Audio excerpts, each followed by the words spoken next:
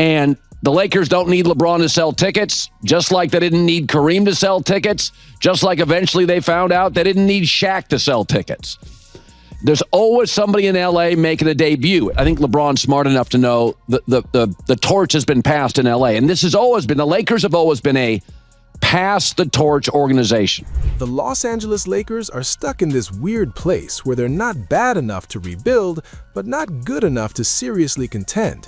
And at the center of it all is LeBron James. Yeah, the same LeBron who's supposed to guarantee relevance, championships, and dominance.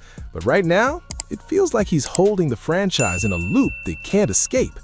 And when Colin Cowherd starts openly questioning whether it's time to move on, you know the conversation isn't crazy anymore.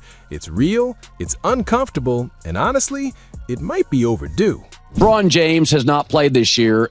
He will not reportedly go on the Lakers' 5-game road trip. He's got a sciatica issue. That's a nerve in the lower back, and also where Napoleon was exiled to, sciatica. Here's the part nobody is talking about. The Lakers aren't just struggling because of roster issues or bad luck. This is structural. This is philosophical. When you build everything around one aging superstar, every decision becomes short-term. Every trade becomes desperate. Every young player becomes expendable. And that's exactly what's been happening in the LeBron era. Draft picks gone, role players constantly rotating, no identity. You're not building a team anymore, you're maintaining a timeline. And that timeline, it's running out faster than the Lakers want to admit. LeBron James has no influence on free agency moves, says an NBA front office insider. The Lakers are excluding him. They should. He's 41. Now enter JJ Redick, and this is where things get interesting. Because while everyone is focused on LeBron's legacy, Redick is quietly showing what modern basketball thinking actually looks like. Spacing, accountability, ball movement, player development. The stuff that wins in today's NBA. And what Cowherd pointed out, and honestly what more people should be saying, is that Redick represents the future, while LeBron represents the past. That's not disrespect, that's reality. One is building systems, the other is still operating like the system revolves around him. The Lakers ruled LeBron out for the game that's going to be tonight against the Thunder. It doesn't seem like they're really thinking that they're going to have a great chance to win that one. This is where it gets dangerous, because when your best player needs everything tailored to him, it limits everyone else. Look at the way the offense flows, or doesn't flow. It's often stagnant, predictable, and heavily dependent on LeBron making the right read every single possession. That works when he's 28. It's a problem when he's closer to 40. The margin for error shrinks, the defensive energy drops, and suddenly the team isn't adapting, it's surviving. And in the Western Conference right now, surviving is not enough. Let's talk numbers for a second, because this isn't just narrative. Even though LeBron is still putting up impressive stats for his age, the impact metrics tell a more complicated story. The Lakers' net rating swings wildly depending on lineup combinations, and their defensive consistency has been one of the biggest issues. Compare that to younger teams like the Oklahoma City Thunder or the Minnesota Timberwolves, who have clear identities, defined roles, and upward momentum. The Lakers feel reactive. Those teams feel intentional. It looks to me like the Lakers have accepted reality that they're not going to be the 3 seed. They got to prioritize LeBron's health. He's played a lot of minutes in the last week. If it was me, I would put LeBron in bubble wrap the rest of the week. I wouldn't play him again. I would try to just give him as much time as possible to get ready for what's almost certainly going to be a first-round series against Houston. Certainly doesn't seem like Luka Doncic or Austin Reeves should be available. If they're not available... This is where young players usually make a mistake. They wait too long to take control of their own team. And that's exactly what's happening with AD. Because let's be real, if the Lakers are going to have any future beyond LeBron, it has to run through AD. But how can he fully step into that role when the offense, the leadership, and the spotlight are still dominated by LeBron?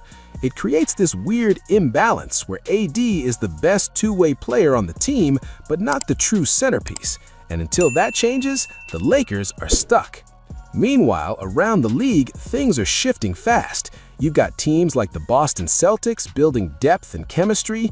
You've got the Denver Nuggets playing elite team basketball around Nikola Jokic. And then there are rising stars like Victor Wembanyama changing the way we think about positional basketball entirely. The league is evolving. It's faster, smarter, more balanced.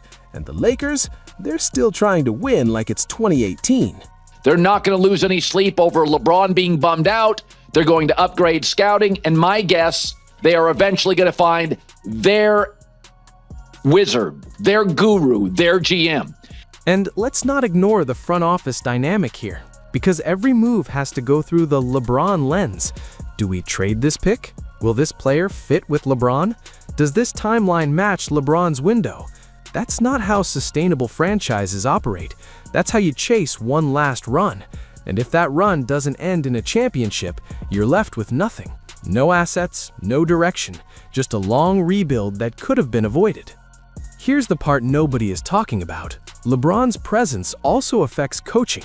Whether it's intentional or not, no coach truly has full authority when LeBron is on the roster.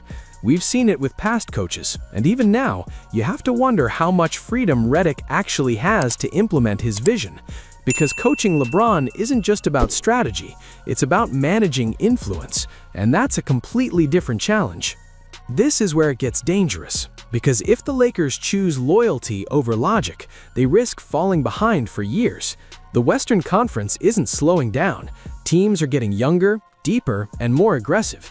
If the Lakers keep trying to balance the past and the future, they might lose both. At some point, you have to pick a direction, and right now, they haven't. And look, this isn't about disrespecting LeBron's greatness. He's one of the greatest players ever, no debate. But greatness doesn't make you immune to time. Every legend reaches this point. Kobe Bryant did. Michael Jordan did. The difference is how organizations handle it. Do you hold on too long out of respect, or do you make the tough decision to move forward? Because if we're being honest, the signs are there.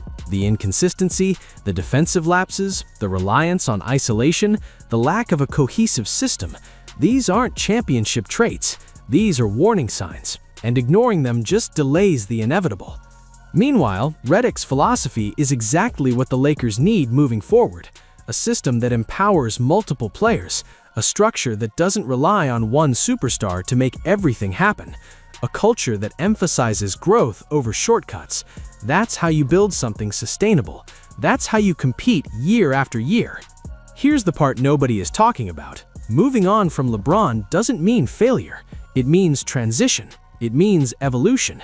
It means giving the next era a real chance to develop without being overshadowed. And yes, it's risky, but staying stuck is riskier. So now the question becomes unavoidable. Do the Lakers ride this out until the very end, hoping for one last miracle run? Or do they make the bold move that most franchises are too afraid to make? Because either way, the clock is ticking. And this is where it gets real, because if they choose to move on, it's not just a basketball decision, it's a cultural reset. It's a message to the league that the Lakers are ready to build again, not just borrow greatness. But if they don't, then get ready for more of the same. More headlines, more debates, more seasons that end in disappointment. So I'll leave you with this. If you're running the Lakers right now, what matters more? Honoring the past or securing the future? Because you can't fully do both, and the longer they pretend they can, the further they fall behind.